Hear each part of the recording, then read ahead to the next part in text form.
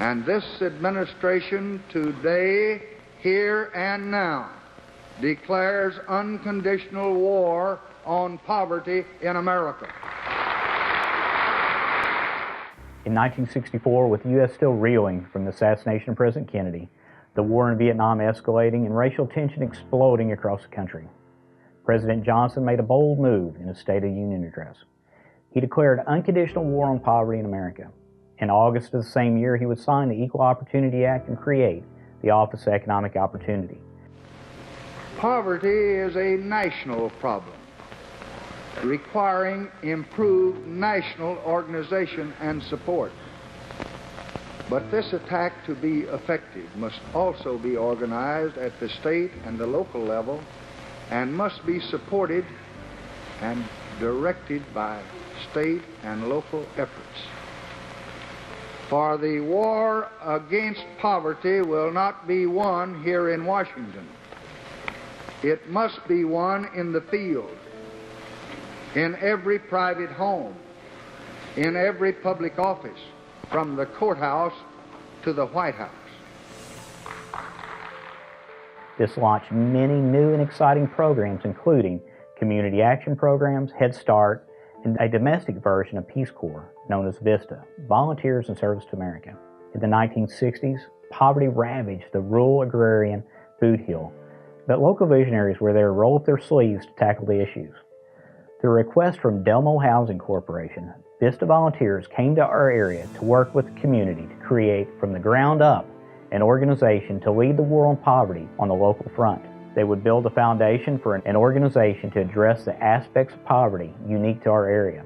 The organization incorporated in 1965 as Delta Area Economic Opportunity Corporation, DAEOC. A few years ago, Paula Kinchin, our Executive Administrative Assistant, handed me a yellow Post-it note containing a telephone number and a name. She said, "You need to call this lady. She has something she wants to share with us." I dialed the number and spoke to the widow of Jim Terrell, one of our local community leaders instrumental in our foundation. I would later meet Miss Terrell for tea, and she gave me a stack of information, including notes and newspaper clippings about the early days of DAEOC, and she shared her memories of the VISTA volunteers. One of those volunteers, she recalled, was a young Jewish Bostonian just out of college. His name was Marty Blank, and the video that follows are the memories of his time in Southeast Missouri.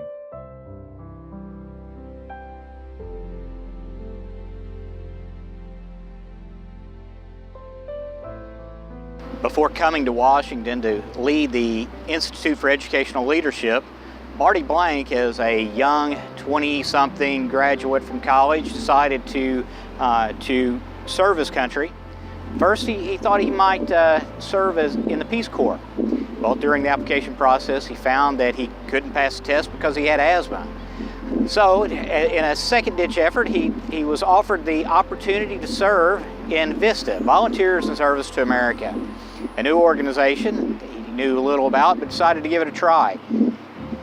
Marty's first assignment was in Southeast Missouri. Marty came to the Bootheel in 1965 and was instrumental in leading a group of VISTA volunteers and local leaders in the creation of DAEOC. Thank you, Joel, and thank you for coming and doing this video with me. It has brought back so many warm memories of my experience in the Bootheel of Missouri. I remember well when I first arrived there in the summer of 1965. And we wound up the very next day, we wound up going to an African-American church in Alton, Illinois for the funeral of the man who was responsible for roadside demonstrations in 1939 in Missouri that led to the creation of the Delmo Housing Corporation, the Delta Missouri Housing Corporation, that was the sponsor for us as a VISTA volunteer. A.D. Whitfield was a black minister who was responsible for organizing black and white sharecroppers on the roadside in 1939 in a demonstration to say, we have nothing, right? People in the Bootheel are familiar with the challenges that come from the long history of slavery, of tenant farming, of sharecropping, of cotton chopping. And over time it was ending, and these folks were on the road asking asking for housing, asking for food, asking for support. They stayed there for quite a long time. And the Episcopal ladies from St. Louis came down with their big soup trucks. All of this is chronicled in a wonderful documentary called Oh Freedom After a While. And what happened was that the federal government finally intervened. Reverend Whitfield went to visit with President Roosevelt. And the president and the Congress finally agreed to build 10 villages. Now the villagers, the people, the demonstrators, they wanted these villages to be integrated. They had this vision of life together, you know, and at that time in 1939, America was not ready for the federal government to make that kind of investment. So the federal government, yes, they helped build housing, but it was segregated. They built 6 black villages, they built 4 white villages. And that was a sad kind of development. It sort of reflects the challenges we still face in this country today. You know, we came to the Bootheel as the 3rd group of VISTA volunteers in the entire country. There had been only 2 other groups of about 50 or 60 people until the summer when folks were finishing school and ready to come out into the field and participate as what we called ourselves then. We were great poverty warriors. We felt like we could change the world. This was the 60s. This was the, 2 years after the March on Washington with Dr. King. And we were in some ways really in the midst of the civil rights movement when we came to Missouri as VISTA volunteers. And I came with the hope of contributing, of making a difference in people's lives and trying to learn something about who I was and who I could be. And most of these experiences turn out, you give a good bit, but you gain a lot more. We all know how people who give really feel the value of the experience and how it enriches their lives. And there's no doubt that this really significantly enriched my life and my experience. And I must say, I had no idea where I was going. I wanted rural. I grew up outside of Boston. I went to school in New York City. And I wanted to see a part of the country that I had not experienced before. My parents were both immigrants. My father actually was an illegal immigrant. He came to the United States in the hold of a ship from Hamburg. And so I wanted to see what the country looked like. And then I wound up in Memphis, Tennessee, shaking the hand of an Episcopal minister whose name was Bill Chapman. And he was the 6'2" and the warmest human being I've ever met. I never forget Bill's handshake and his smile, because it was so engaging and encompassing, and it made you feel like, oh, this is somebody I'm going to really like working with. And so, we were trying to get started. Bill lived in Kennett, and they had received Delmo had received a planning grant, one of the earliest planning grants from the Community Action Program at the Office of Economic Opportunity, which of course all of you know was the national program that wound up creating the Delta Area Economic Opportunity Corporation in 1965. And so we separate from DAEOC, and DAEOC actually didn't get created until later on. Delmo got this planning grant to try to learn what we could do to help people in the 10 villages that had been created all the way back in 1939. And so when I came, so as part of that package, of that planning package, they proposed VISTA volunteers. And they got me, they got Sherry Stewart, they got Linda Guasasco, Steve Stewart, and Marilyn Miyakawa. Marilyn was an interesting story because she was actually the daughter of Japanese parents who were in internment camps during World War II. So we were all coming to this unique place called the Bootheel of Missouri, about which we really knew very little. And so, going to that funeral made me realize just where we were. It was a hot August afternoon in southern Illinois, we went right across the bridge, the Cairo Bridge from Missouri. And it made me realize the complexity of the world into which I was entering. we started to try to figure out how, as young men and women with relatively limited experience, we could be helpful. And so I worked both in East Prairie and out near Wyatt. I remember the names pretty well because that's something I've had a gift with. The man in out near Charleston was Lummy Lane, and he was a farmer. I believe he owned some land, but he also farmed other land. So he was relatively doing better than others. And then I worked with Leola Poole and Dorothy, whose name I forget escapes me. I fear. The one was the White Village in East Prairie, and the other was the Black Village. And we would all come together, this group. That photo that you have found, that was the VISTA volunteers and all the community workers who were hired under this grant to try to help their fellow citizens. And we did things. We opened up a little community center. You now run all these Head Start centers. We tried to, before Head Start got off the ground, we involved some volunteers in trying to create some early childhood experiences for people. We were trying at that time to make sure that folks got the benefits to which they were entitled.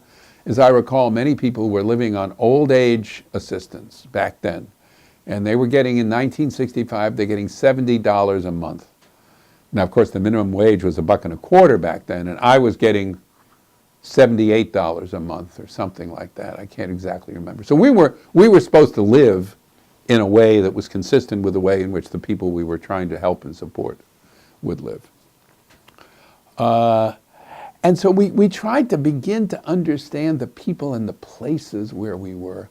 And the thing that strikes me from this whole experience that I think is so important in the work that I now do to try to tie school and community together, and I think the work that many of your staff are doing at DAEOC, is the enormous strength of the people with whom we were working. I mean, you know, when I think about Lonnie Ruth Beck, who lived near Gobler, Missouri, when I think of Robbie Towns, who lived in Hayti Heights, right? And I remember Hayti Heights when it was just the Heights, when you'd go across the railroad track and it was a unincorporated village. And I was around or knew David Humes, who was the first mayor of Hayti Heights, and actually got that city incorporated.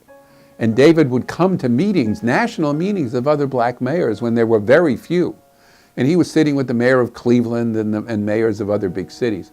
But he had the strength, and Robbie had the strength. Her husband, Gus, was an older man.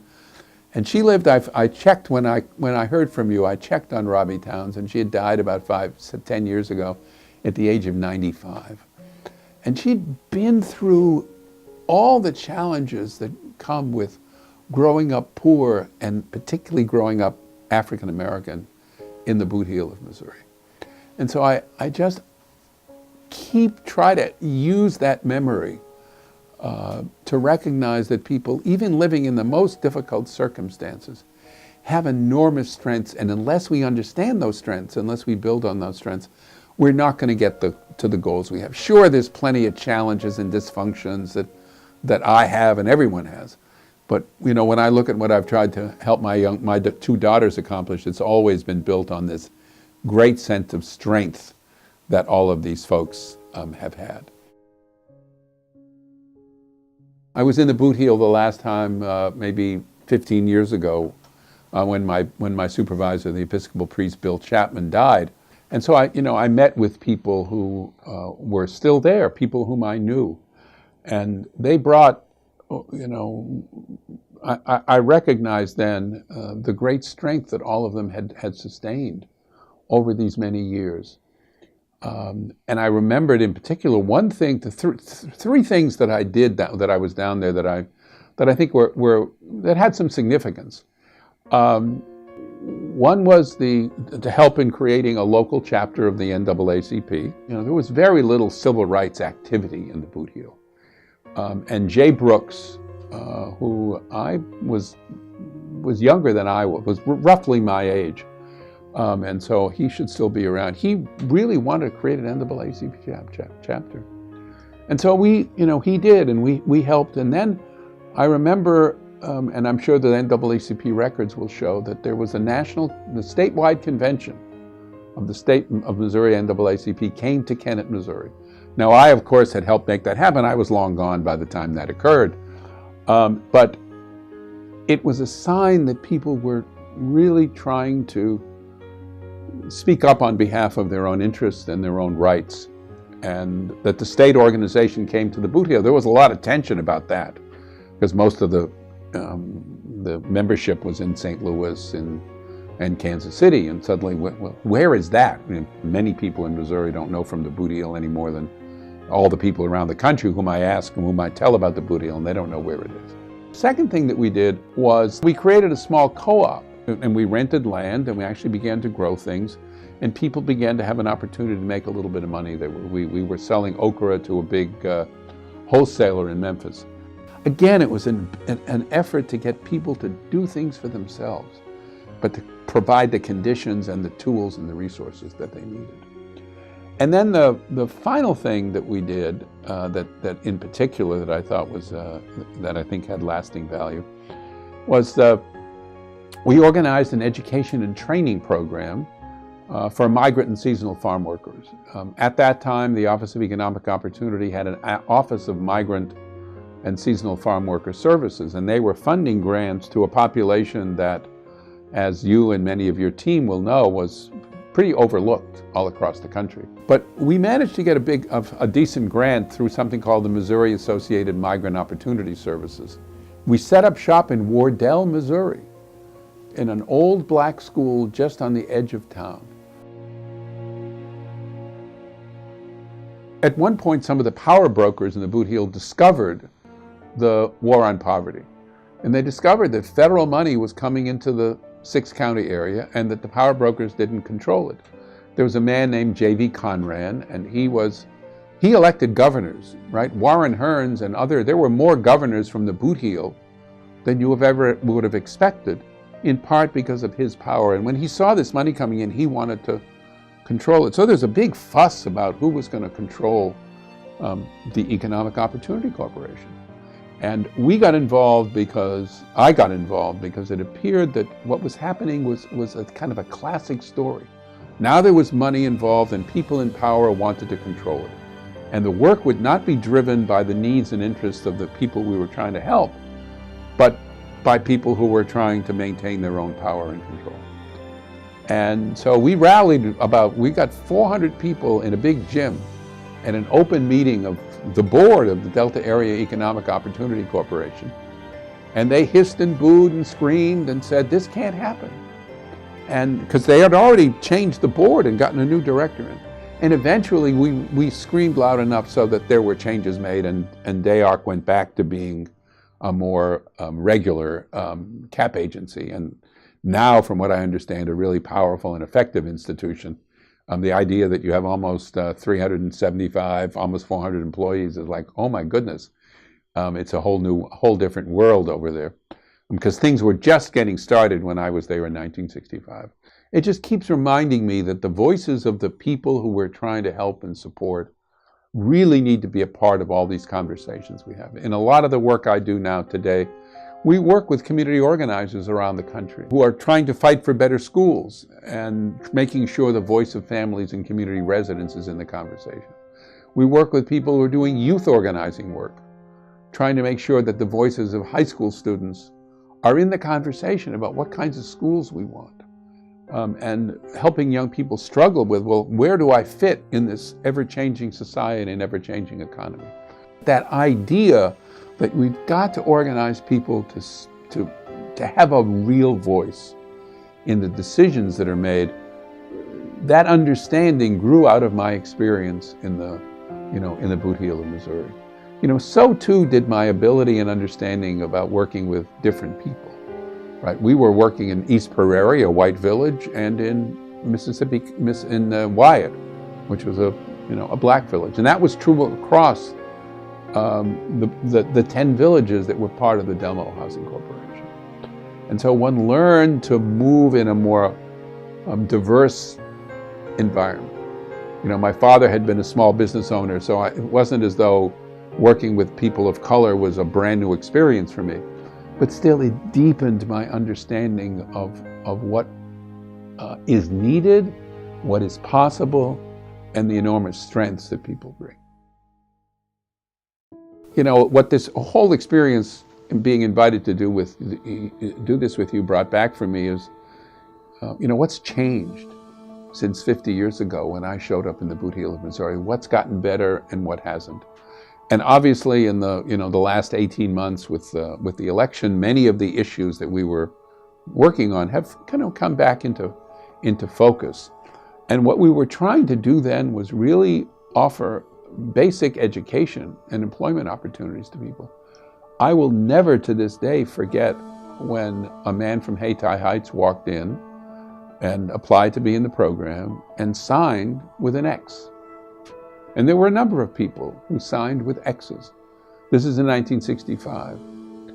And that was just beyond my ability to understand or imagine. But then when I went back and looked at the history of segregated schooling in the South and in the Bootheel, it became quite apparent why and how this could happen.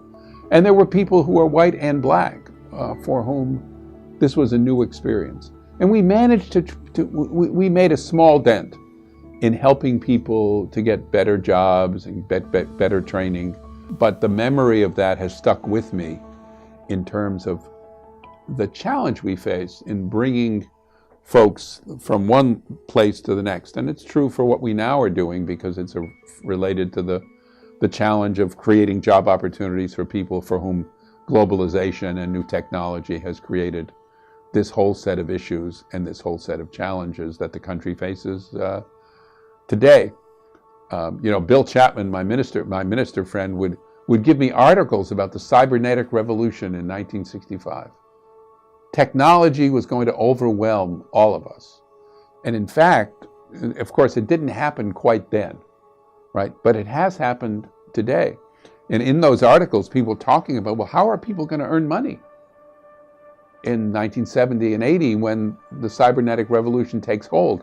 Now in 2016, we have all these folks and we're trying to figure out how will they make money in an increasingly technologically driven world. And I suspect that's a big challenge in the Bootheel of Missouri, as well as it is in every place all over the country. And I'm hoping that rural America has been rediscovered in the election, that people realize how many people live and work in rural America and struggle, you know, to have a decent life. But like many of the people who I worked with, they have these enormous strengths that can be built on to be able to, you know, to really go forward. Let me talk for a minute about Jim and Hope Terrell, because Hope, as Joel has told me, was really the key to my doing this and to bringing back this whole rush of memories. So, you know, when we got the grant, when Delmo received this planning grant from OEO, it had been put together by Episcopal minister Bill Chapman, and he hired a fellow named Jim Terrell as his assistant director. And so I remember many warm moments with Hope and Jim. They had 2 young children at the time, if I'm not mistaken.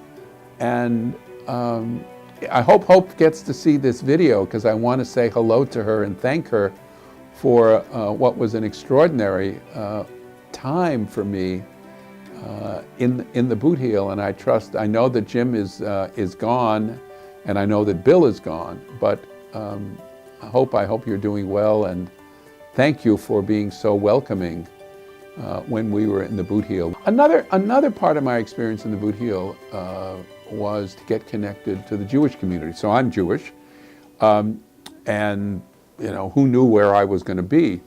But in Kennett, even though I was living in Charleston, there was a Jewish community, and folks would go from that region over to a synagogue in Blytheville, Arkansas. And Blytheville had a bit of a larger Jewish community, but I would go to Natalie Tate's house. Her husband was a big animal veterinarian, and she met him when she came from Milwaukee, and they got married. And she would take me to the synagogue in Blytheville. And they had a Holocaust survivor as a rabbi in Blytheville. It was a small synagogue, but a vibrant little place. And you came to realize how various aspects of our religion, our race, and things like that, differences can be bridged even in small rural places. I took my dad when I was leaving. My dad came and had dinner at Natalie's house, and I remember how struck he was by the warm environment in which into which he was welcomed.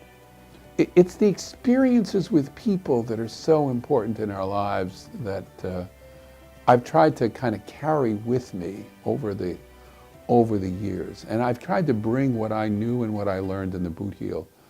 And I do that now. Our goal here at the Institute is really to get people to think across the boundaries of race, of discipline, of institution, to focus on how we have to work together to get the results we need for kids and for families. So, from a Head Start perspective, the research. You run Head Start centers for, I would guess now, couple thousand children, right? And the research says they don't do so well in school. We lose the effect from Head Start. So what we're trying to say here at IEL is that you've got to build bridges with our public school friends. We've got to figure out how the health and social supports those children will continue to need are going to be available to them.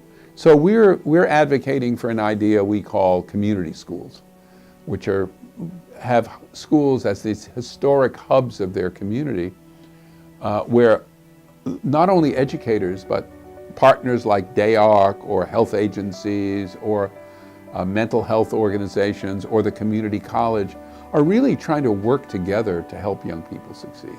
For me, our public schools really represent a critical cauldron for growing citizens of our democracy. They've got obviously an important function on the economic side, but all of our young people need to learn to be active civically, and that's where you begin to learn, I hope, more about what it means to be a citizen and what civic engagement and democratic engagement really looks like. Joel told me about the efforts to return to some work to help families grow their own food. We're going to have to figure out how to bring jobs and opportunity into rural America again. We can't let these places disappear. I mean, some of them, we may have faced really big challenges, but we've just got to find a better way to create economic opportunity. That's what we were doing back 50 years ago, and I think there's been some progress, but there's still quite a long ways to go. But making people, helping people, on both ends of the continuum. We tend to make a false distinction between, people ought to do it for themselves, and then, people do have needs, right? And so we ought to be able to grow our own food, but when we really need money for food stamps, we ought to get that too. And those aren't necessarily inconsistent, that you've got to really help families to be able to tap the resources that are available and use their own assets and use their own capacity and deal both with the economic side of it and the health and social support side at the same time in order to create better lives for people. So I want to thank you for giving me this opportunity to remember, and I want to thank you and Bill for coming and doing this here in Washington. I wish I could have come to the Bootheel and been with you and your team, because that would have brought back even more memories. But I've always believed that organizations like community action agencies that try to bring together people and try to really focus on the challenging issues that we face are absolutely essential in our local communities. And I'm thrilled to hear all the progress you've made as an organization, and hope that perhaps there'll be another occasion when I could come and meet some of you and be helpful in thinking about ways in which we can all work together to improve the lives of people in the Bootheel and people all across the country.